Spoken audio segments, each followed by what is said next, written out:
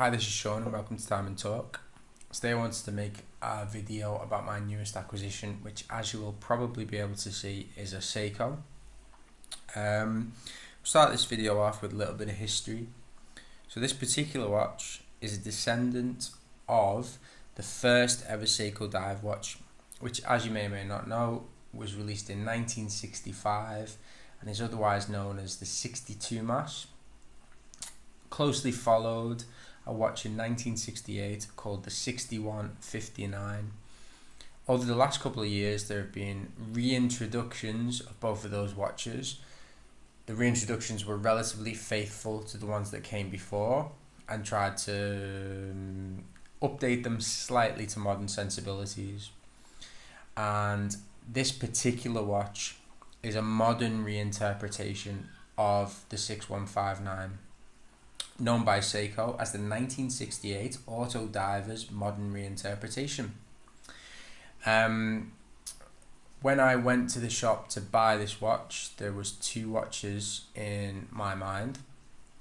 The first watch was the Spb053, which is the modern reinterpretation of the 62 Mas, which was released, as far as I'm aware, in Baselworld 2017. The watch that I ended up getting was the Spb079, which is this watch. I'll tell you why as we go through the video. But anyway, to get into the watch, let's have a look at it. Move the box out of the way. So here it is. So as I said, this is the Spb079. It's a Prospex Seiko diver, which is a modern reinterpretation, according to Seiko, of the 6159, which was first released in 1968. I'll put some pictures up so you can see some of the context of that. So I'll take it off the cushion. So, as I said, it was a choice between this and the 053. And I chose this because I preferred it, but I'll tell you why in a few minutes. So first of all, some specs. So it has a blue bezel, as you can see, as you may not be able to see actually. If you try and move the camera slightly. Okay, so this watch has a blue bezel and a rubber strap. I'll take you through some of the specs. You can get two versions of this watch, the Spb079, which is this watch, and the Spb077, I think it is, which is the black bezel on the bracelet. It's 44 millimeters in diameter, 13.1 millimeters thick. It is 51 millimeters lug to lug. It has an anti-reflective coating on the sapphire. There are a lot of reflections coming from here, as you can see. It has the 6R15 movement, which is a step up from quite a few of the Seiko divers, the Turtle, obviously the SKX. The 6R15, I've experienced it before I currently experience it in the Alpinist, which I own as well. It's a higher grade movement, but to be honest, it's nothing to write home about. It's not an amazing movement or anything like that. It's okay. It has an arrow handset, which some people dislike. I quite like it, to be honest. I think it's quite cool. Adds character to the watch. Got a power resistance, power reserve of 50 hours. The movement has a matte dial. The dial is actually very matte. It's not shiny at all, which is quite good, I think. I mean, it makes it more legible.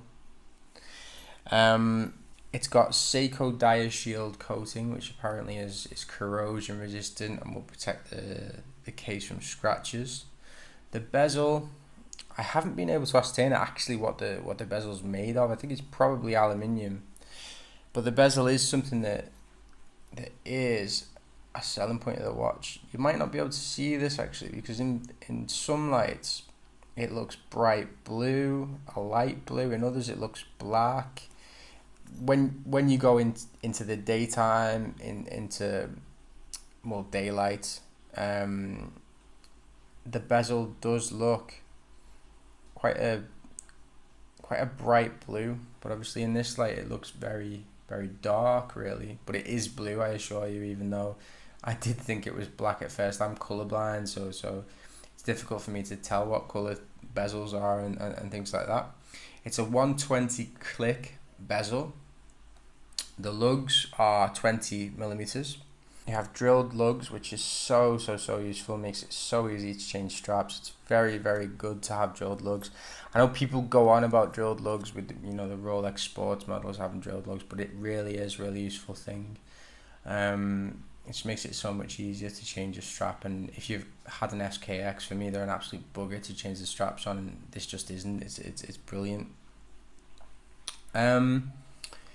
So this watch, what I wanted to do first of all is measure it with these digital calipers, because I'm not convinced that the specs are always correct. So we'll have a go at this. Okay. So lug width, first of all.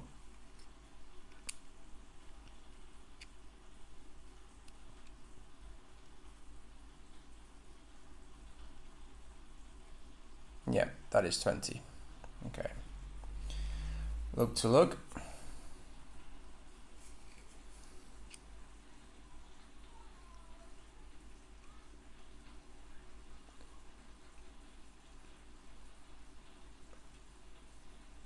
Difficult to measure here. 50.2. So basically what they have. Case diameter.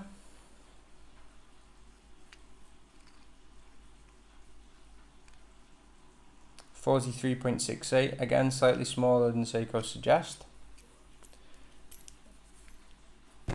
Quite difficult to do while I'm on camera. Depth 13.46, which is thicker than they suggest it is.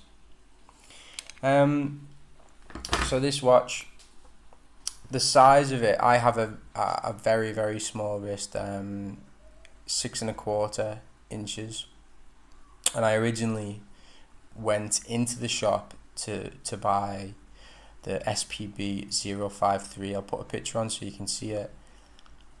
It is a smaller watch. It's 42.6 or something like that, and that's the version that's based on the 62 mass.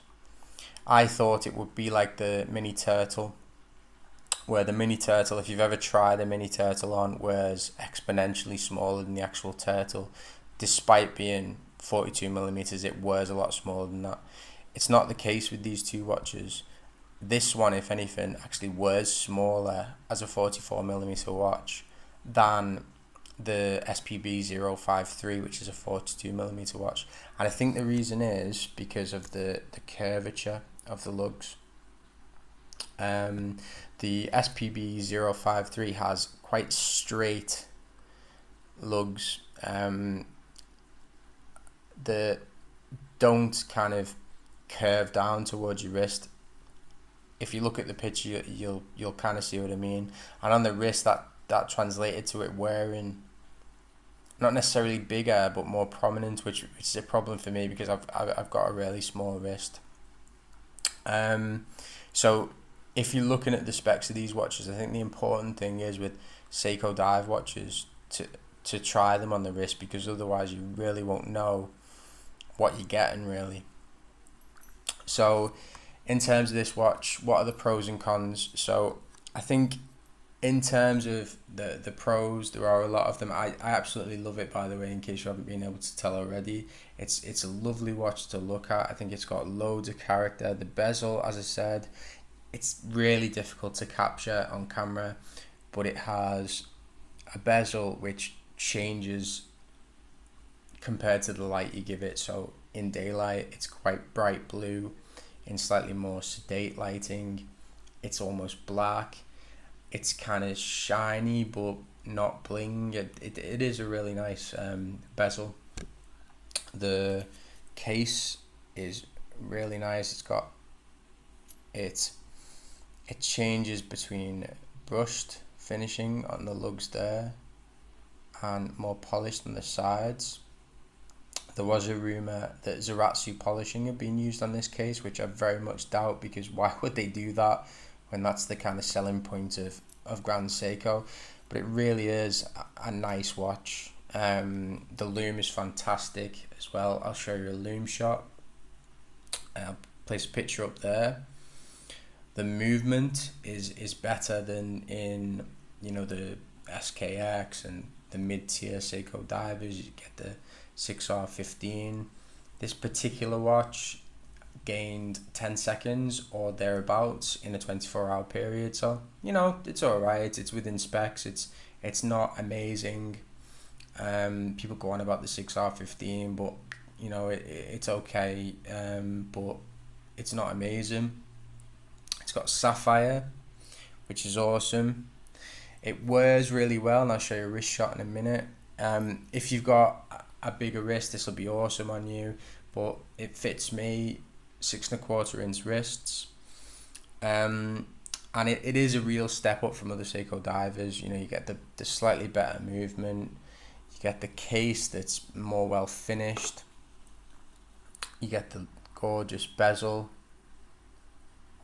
These watches, I'm sure you've felt one before, and if you haven't, go and have a look at one in the shops. They do feel a step up in quality from the SKX. I'm not sure from the other Prospex editions. You'll have to tell me what you think. I think, to be honest, they feel much of a muchness, particularly with the fact that I'm not particularly impressed by the 6R15, because obviously the turtle, etc., do not have the 6R15 in them.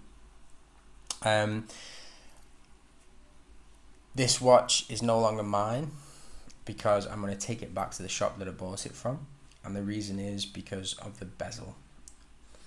The bezel is stiff as anything. I thought it would go back to normal, but it hasn't. It's even worse, if anything. The bezel feels like it would have really good quality action if it turned properly, which it doesn't. I'm not sure why that is, but I'm not a diver, but I just can't put up with that. But apart from that, I really do recommend this watch.